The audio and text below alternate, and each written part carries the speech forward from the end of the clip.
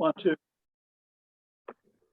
to welcome all to the special meeting of the Ashland Parks and Recreation Commissioner Board of Commissioners on 6 p.m. on July 23rd. And June. June, yes, I'm getting ahead of myself. Thank you.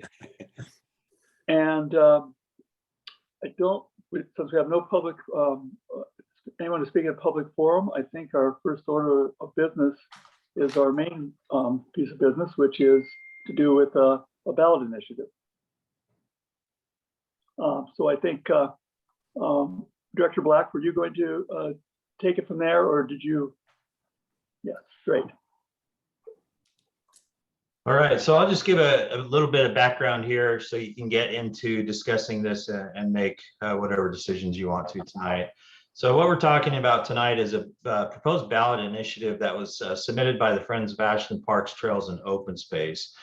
This ballot initiative is not an APRC ballot initiative, as it's been stated a few times. I think it's just convenient for people to say, well, it benefits APRC, so it's an APRC initiative. And the reality is that it is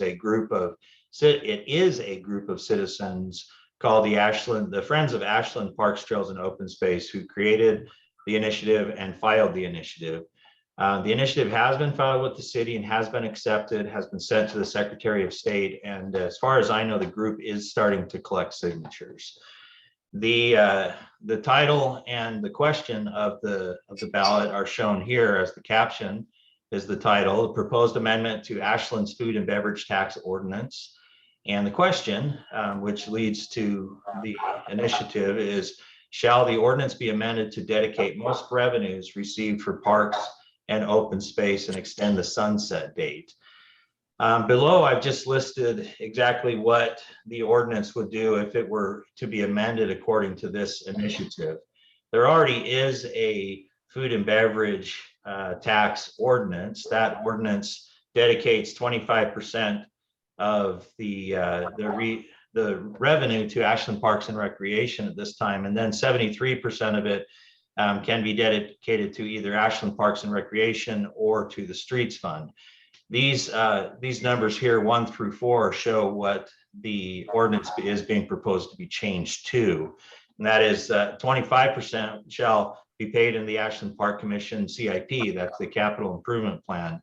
That money would be used, as stated here, for parks, trails, open space, for acquisition, development, rehab, of all of those things, plus facilities and amenities consistent with adopted plans of the Ashland Park Commission. So facilities such as the ice rink, the swimming pool, and anything that falls under Ashland Parks and Recreation, and the facilities that are used to complete our mission. The 73% would then be that would be restricted to the Ashland Parks Commission General Fund and could be used for parks, trails, and open space day-to-day operating expenses.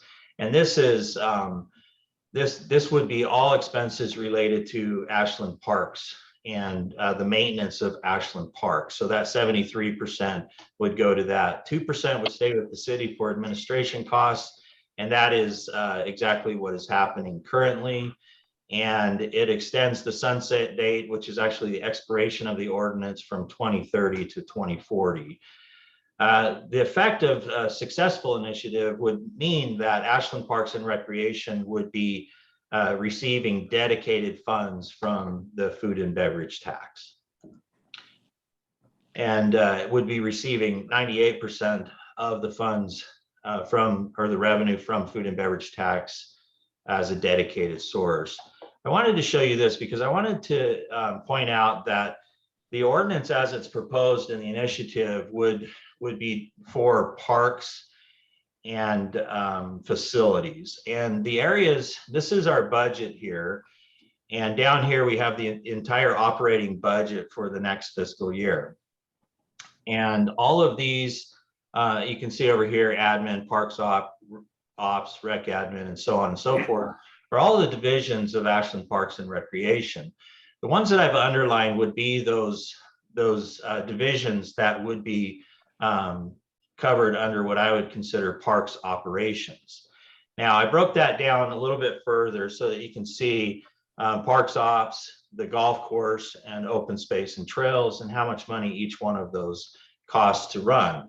The total to run those three programs would be about $3.9 million. Now, of that, we have rec revenue, contracts, and grants. Those are basically fees for services. Rec revenue is money that's charged at the golf course for people playing golf, and that's estimated to be around $400,000 next year.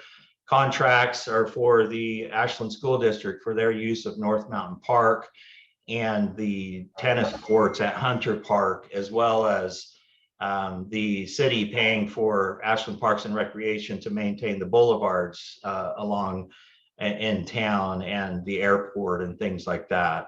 The grants come from various sources, but most of the grants are actually coming from the Ashland Parks Foundation. So you have to take that $686,000 out of there, because those services, those dollars, those expenses are being paid for by the revenue that's generated for doing those services. Now, these other ones that I've highlighted in orange, those are the ones that could be considered more along the lines of needed to be funded through tax dollars or through dedicated dollars, and those equal $3,203,000. Now, right now, in the column that you can see here, we're already getting around $2.3 million, or expecting with our budget to expend $2.3 million of food and beverage tax for parks operations. City tax is, well, this is the property tax, is paying just around $500,000. Part of that, as we explained previously, takes care of the Oaknall Golf Course. That's about how much it costs to maintain the grounds of the golf course. When you're considering the employees and the watering and the operations expenses that go into maintaining the golf course, either as a golf course or as a park, that's what that money is going to. And then the open space and trails, obviously, that money is going to maintain all of the wonderful trails that we have in Ashland, and does include the trails maintenance in the watershed as well. The other area that you can see money is coming from right now is carry forward. And that carry forward is basically our ending fund balance. That's money that we've saved over the last several years that we're spending down now because we don't have enough money coming in through revenue, through food and beverage or property tax in order to take care of that. So we're spending that down, as you will right now. So there's been a lot of talk about, well, what would, and there's been some comments about, well, would it really make a difference if Ashland Parks and Recreation was dedicated these funds? And yes, I do believe it would make a great difference. And the reason why I'm showing you all of the park operations is because I want to show you with this slide that the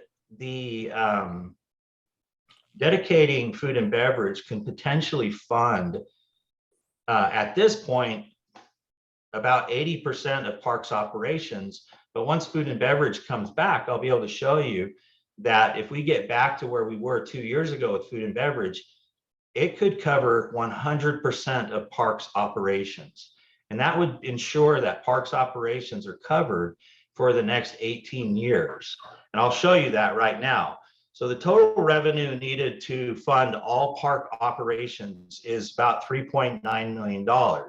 Now, of that, you have to subtract the revenue that comes in from the golf course, which is $408,000, the contracts for Ashland School District and the boulevards, which is fees for services. Both of these lines are fees for services, and grants that come in from the Ashland Parks Foundation for one-time expenses like putting in a new floor in one of our buildings, or painting, or a new swing set or something like that. So you take those away from the 3.889 or $3.9 million, and the total for parks operations needed to fund it completely is $3.2 million. Now, the food and beverage, I'm going to show you what food and beverage actual amounts collected from the city of Ashland were from 2016 to 21. As you can see, in 2016 through 2018, there was a steady increase going up about 3 or more % each year, more than 3% each year. When we got to 2019, we got up to about the highest amount that was ever collected with food and beverage, which was a steady increase from previous years, and that was about $3.1 million. In 2020, there was a decrease. In 2021, another decrease because of COVID.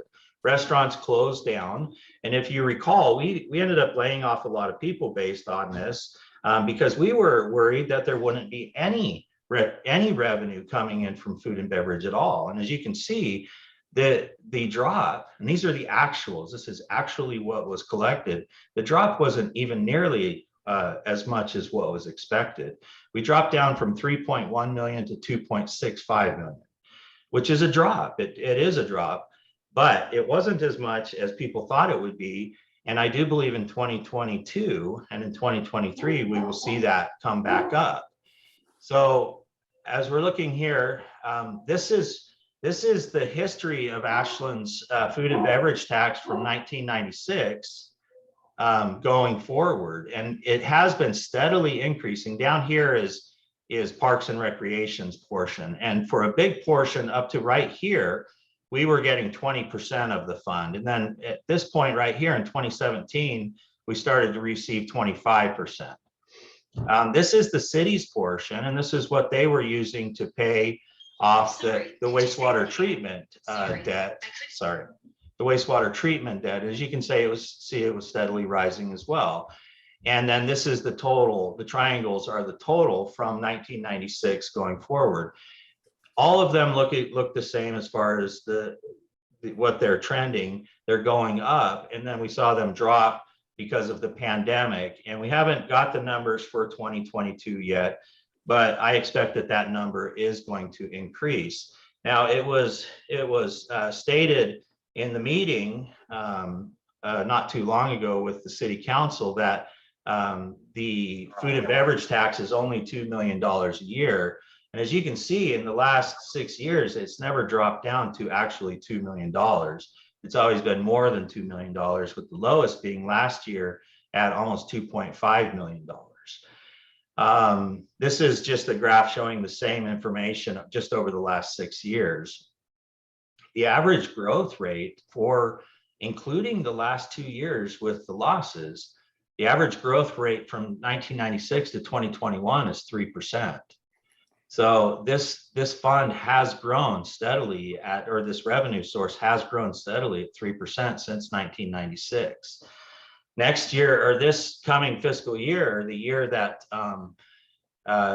we are talking about with the city about our revenue and whether food and beverage is an appropriate source for Ashland Parks and Recreation, the city has estimated the actual revenue to be $2,005,000, and I believe it'll be much more than that. I think we are on the upward trend as far as food and beverage goes. I want to say that this is my last slide. I want to say that it would be an extraordinarily big deal for Ashland Parks and Recreation to have a dedicated funding source. It would ensure that Ashland Parks would be taken care of for the next, and trails and open space would have the funding to be taken care of for the next 18 years and could be extended beyond that as well. And as you can see, the food and beverage tax is a very steady source of income. Even during the pandemic, the drops were not nearly what the city thought that they were going to be. The city in 2020 anticipated that food and beverage was going to be somewhere around 50% or less than what the actuals came in at. So it was double what the city had anticipated. In 2021, you can see it was, I can tell you it was more than they anticipated as well. In 2022, it's going to be more as well. I think I can say that with certainty. I just don't have those numbers right now to show that. But you can see the trend. So the other thing that having this dedicated funding source, which happens to be the Parks Commissioner's #1 priority, to find it and implement a dedicated funding source. The other thing that it would do is it would reduce our dependency on the city's general fund. Any money that is raised through revenue earned with food and beverage and applied towards parks is less money that needs to come from the city's general fund to support parks. Having it be dedicated means that Ashland Parks and Recreation can count on those funds, and we can ensure that when we are creating master plans, when we are creating plans for new parks, when we're creating plans for trails, and we're creating plans for open space, that we can follow through with those plans and continue to maintain those properties into the future. So it means a great deal to Ashland Parks and Recreation, and could be everything, could mean everything for Ashland Parks, trails, and open space. And that's my presentation. Well, I have I don't know if it's a question or a comment, but I didn't quite understand I understand there's going to be somewhere around $3,200 in $3.2 million in revenue from food and beverage.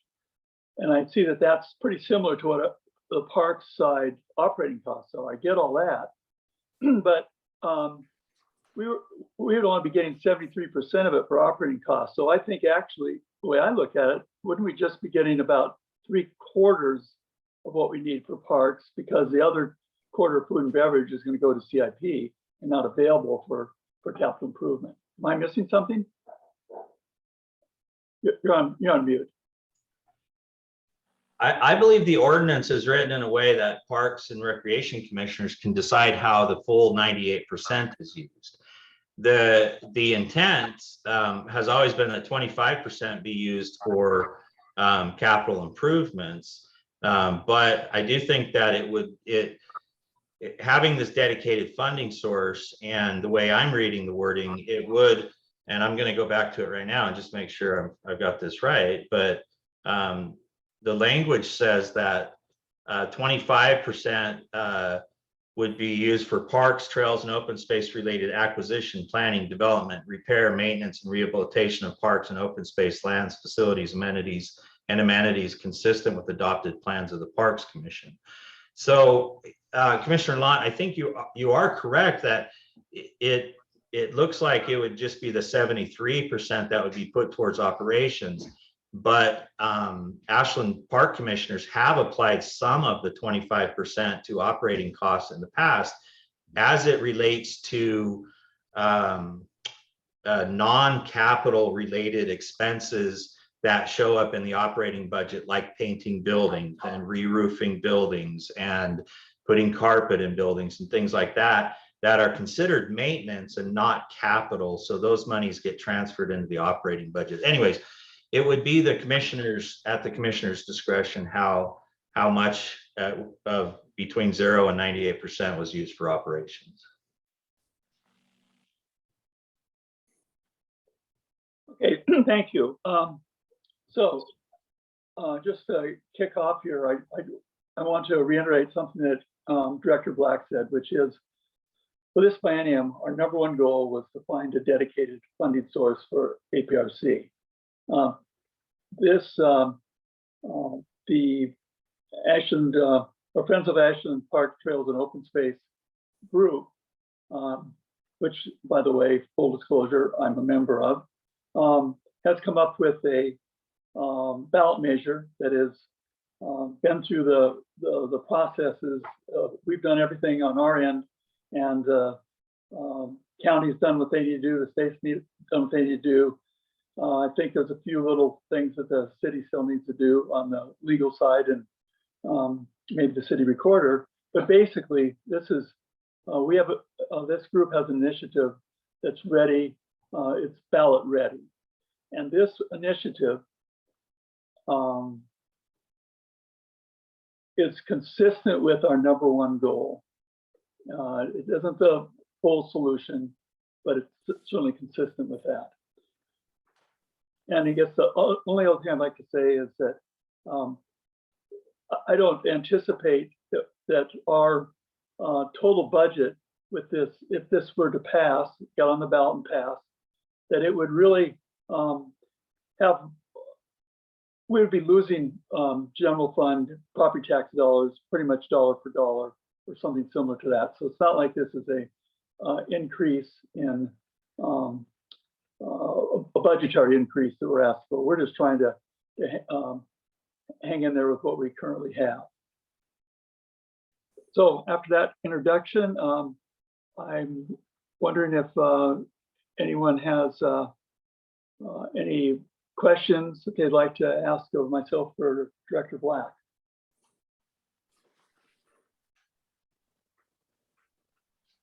You really do want to have a short meeting. Well, in the interest of expediency, then, is it possible you could put on the screen a possible motion? I was emailed by Commissioner Lawn a possible motion, and I'd be happy to put that up on the screen for you. Yeah, please do. Let me just get to that really quick.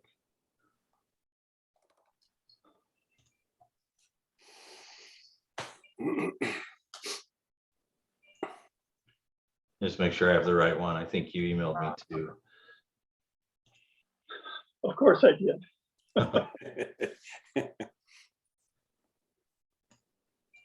Sorry, I wasn't anticipating this, so just take me 1 second.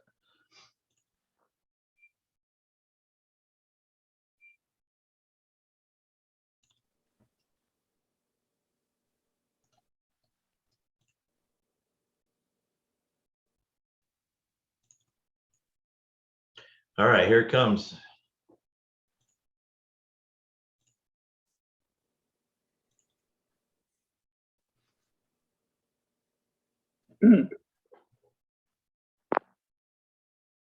So if somebody agrees with the motion, they can make the motion. If they don't agree with it, they can make an alternative motion.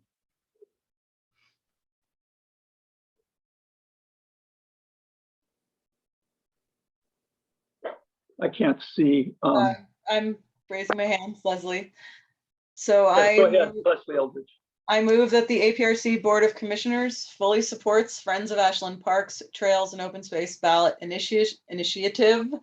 And as the other Ashland elected body, we urge City Council at their July 5th meeting to place this citizen initiative on the November ballot. Is there a second?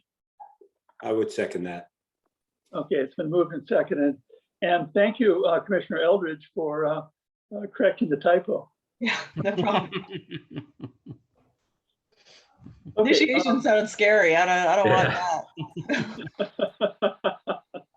that. Any Commissioner Eldridge, you have any comment you want to make on the motion? Sure. It just seems to be a perfect fit and make eminent sense that as tourism dollars in this town go up and down, so should the budget and the activities of Ashland Parks and Recreation, which are heavily dependent on those tourism activities. And we have the flexibility to do that as opposed to other types of public services that should rightly be funded through the general fund. And it just seems like it would benefit City Council, the other departments within City Council, and would allow us to manage the trails, open spaces, and parks in a way that is predictable. We're not constantly having to spend lots of energy and time defending and our budget and trying to find out where that money comes from.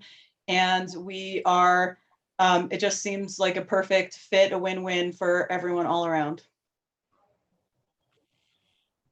Thank you. Commissioner Lewis, would you like to speak to the motion?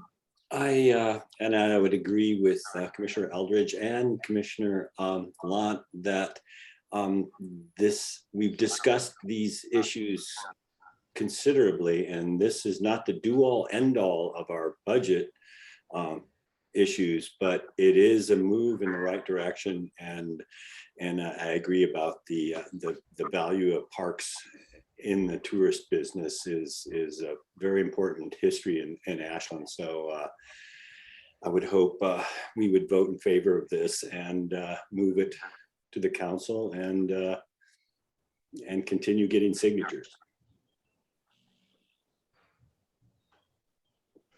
Any other comments? Well, I think it's time for a roll call vote. If we could have one, please, Sean.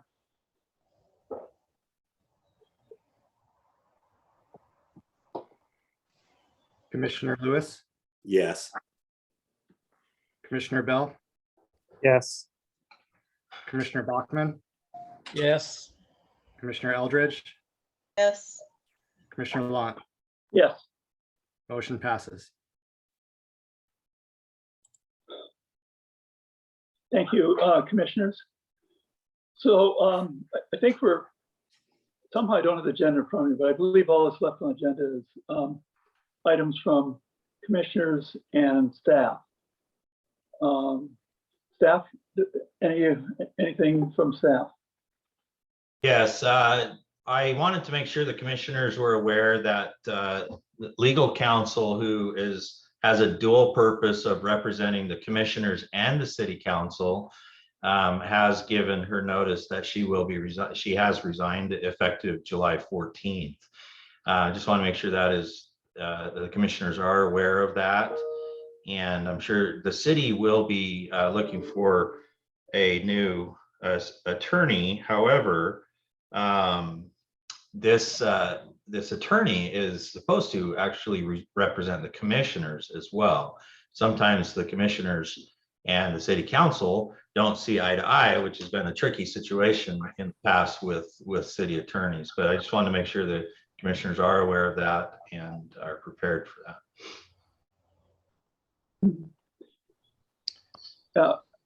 Just in response to that, I think this might be a time where it would make sense for us to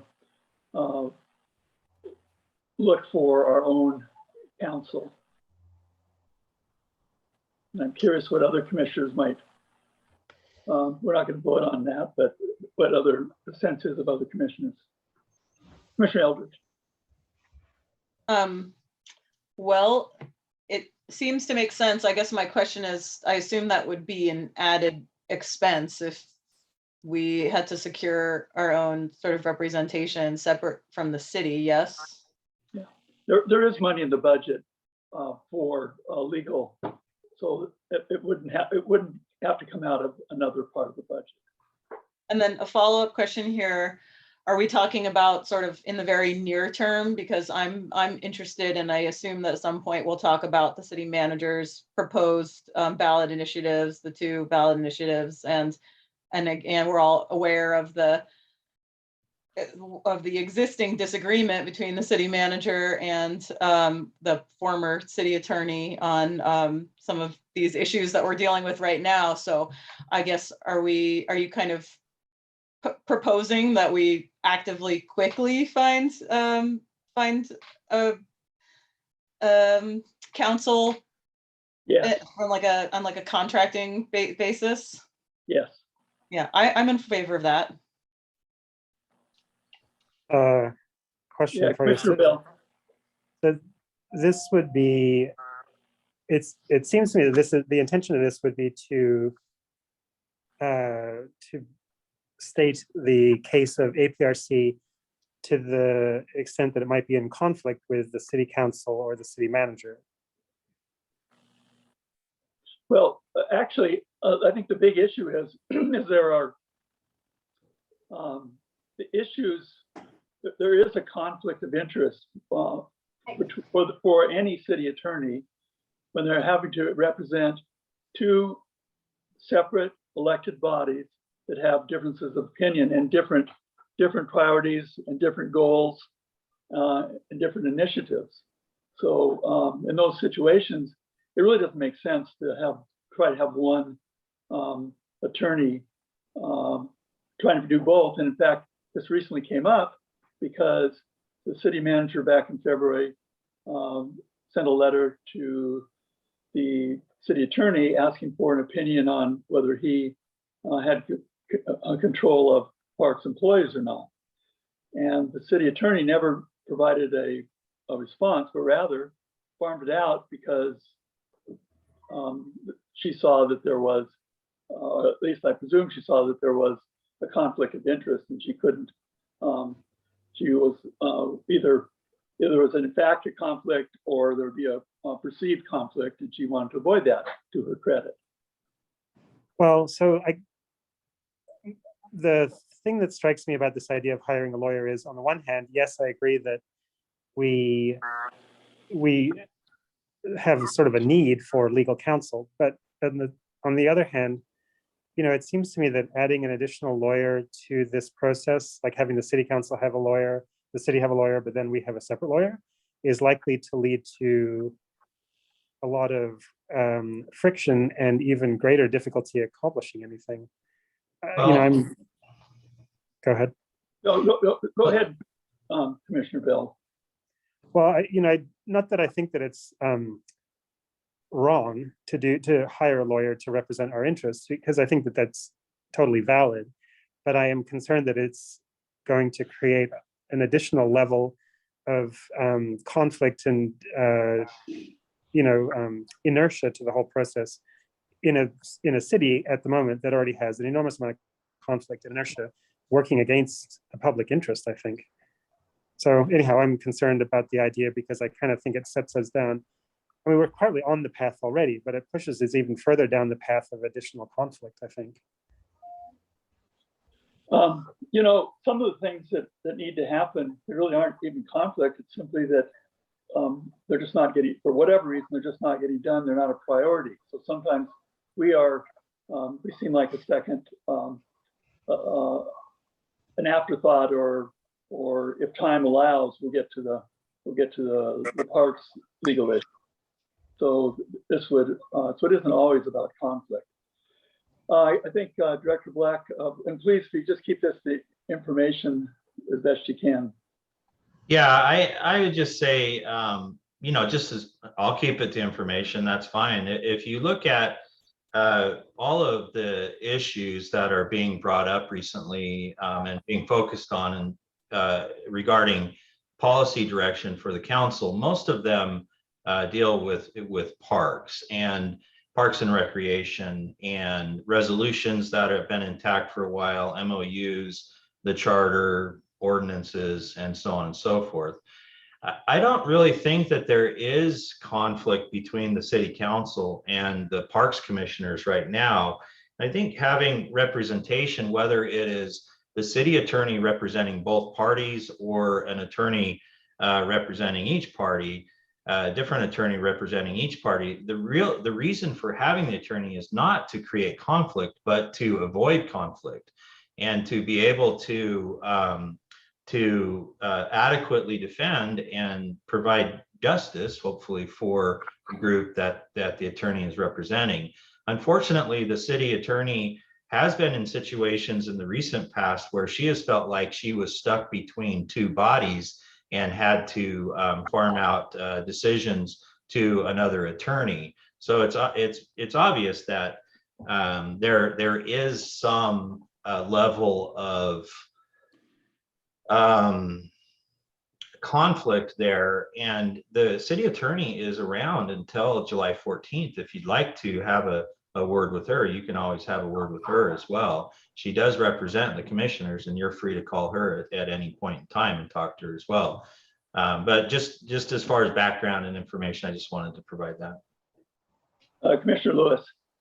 I think this is getting to be quite a considerable item from commissioners and staff. So, hey, I'd feel more comfortable if we actually put this on the agenda and discuss this sooner than later, because there's obviously there's a lot of discussion and questions, and I don't know if that's all that proper for items from commissioners, but it seems like it's more complicated than just something that's happening in town. So anyway, I would vote for an agenda item at some point. Commissioner Bell. Yeah, well, I actually agree with Commissioner Lewis. I think it's a pretty fraught question. I think it would be better discussed as a standalone topic. And I'm all for doing it expeditiously, but I think it's worth its own topic, or its own item on the agenda, I guess. Commissioner Bachman. I just wanted to chime in and agree with that last notion. It's a big question, and it does deserve full deliberation and maybe even in the next business meeting. The other thought I had is that at the very least, we should be involved in a selection of a new attorney, be part of the interview team or whatever. But whether we want to have our own counsel, I don't know how that works. I'm puzzling through what the legal standing we have or our attorney would have versus the city's attorney. So I think it's a very complex question and deserves our full attention in the very near future. Commissioner Eldridge. This is slightly different, but I just wanted to throw out there, maybe, I do agree that we should probably save the rest of the discussion for a while, but Commissioner Lant and others are not the first to suggest this, saying there were requests from the city council during these budget meetings asking for during these sort of legal questions for third opinions and other legal opinions. So it would seem to me that the city council is also desirous of getting some clarity on some of these legal issues from a more sort of third party source. So I just wanted to throw that in there. It's not just something that came out of thin air. This has been an issue that's come up a few times. Well, I think that it's important that we move quickly. And I think the way to do that is that we make our study session into a special meeting and bring it up at that time.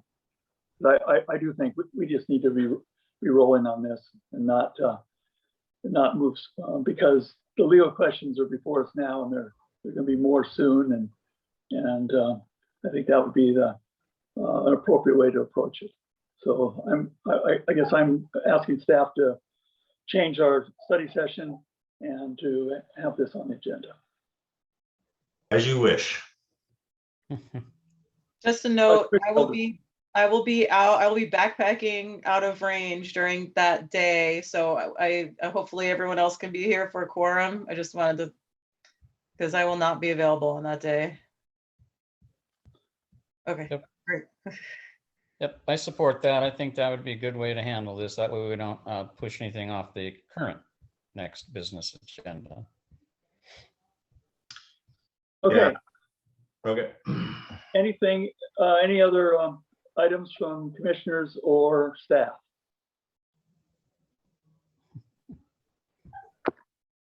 Well, in that case, Commissioner Eldridge. oh yeah, go ahead. Sorry. Oh, just a fun announcement. There's a brand new mountain biking race happening this weekend in the watershed, Saturday and Sunday, the Cascadia Dirt Cup. We're going to be very, very hot over this 100-degree weekend, but it's starting real early in the morning. The races start at 8, and Sunday is all kids. So be aware, there is a dust 10 mile per hour or less, as always, on the dirt roads, but the group that's putting this on seem amazing. We've got tons, about 80 volunteers, 40 for each day from our community that will be all around the watershed. And there's probably a lot of great places to watch folks ride if you're interested. So I just wanted to let everyone know. And this is a great event. I've seen bikers all over town the last few days. They've been going out to eat and going to Gills, and it's just been really fun to see tourism start to kind of tick up in town, and not just bikers, but hikers and everybody. And so, yeah, summer's here. Great. We adjourn. Yeah, without being there's no other business, the meeting is adjourned. Thank you. Thank you. Thank you. Night.